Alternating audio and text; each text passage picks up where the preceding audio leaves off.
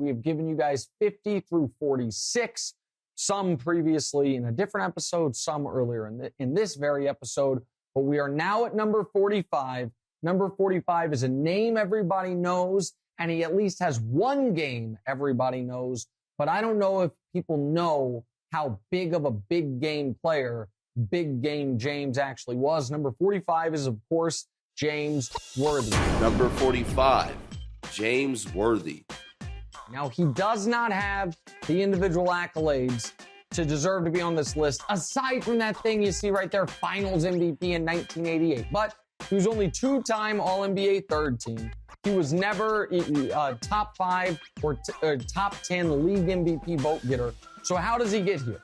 Well, it's not like his individual numbers were bad. He averaged 20 and 6 for 8 years from 1985 to 1992. But it is about his contribution to winning and the fact that he was at his best in the biggest spots, not just that famous Game 7 of the Finals. Let's go through it. He's a 3-time champion with 6 Finals appearances. He was somewhere between the second or third best player on those teams, depending on the year we're talking about. 143 career playoff games. Okay? 143, almost 2 full seasons.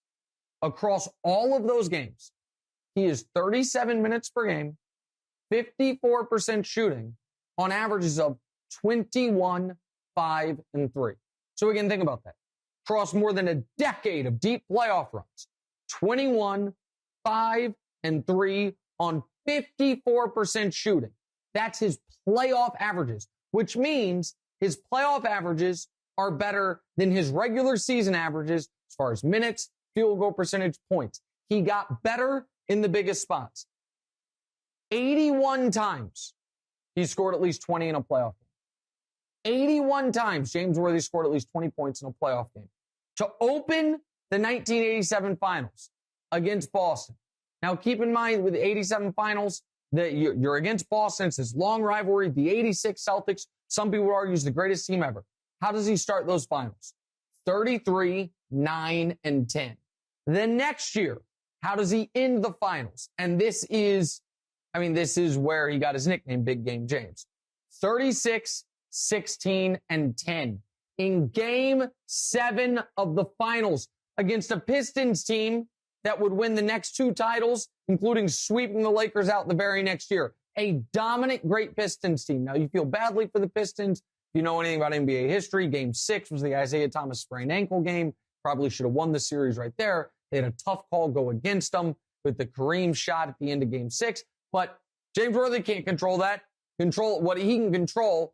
36, 16, and 10 in 44 minutes of a Game 7 of a finals. By the way, Game 4 of the finals the next year, Magic is out with an injury, and James Worthy drops 40 points. So keep that in mind, that the first time Magic's not around for a key playoff game, now they end up losing, Detroit swept them, James Worthy drops 40 points. The playoff numbers are just absolutely out of this world. So I think people focus just on that Game 7, just on that Finals MVP. We're talking 2 seasons worth of playoff games where he's 21, 5, and 3 on 54%. Let's go to a caller who has a question about James Worthy. Hey, Nick. It's Matt from D.C. Just moved to L.A., where everyone is obsessed with the Lakers. Okay, now I get it. Big Game James, he came through in the clutch in a lot of big playoff games. But he was always the second or third best guy on his own team, okay? He always had Magic or Michael or Kareem. If this guy played for any other team, nobody would have ever heard about him. So I don't think he belongs in the top 50. So you owe us an apology. Not me so much. Manute and Muggsy. So listen, much love for Manute and Muggsy, but I actually think that the opposite's true. I think if he played for another team, he'd have a bunch of All-NBAs. He might have some top 5 MVP finishes. He's the number 1 pick of a draft.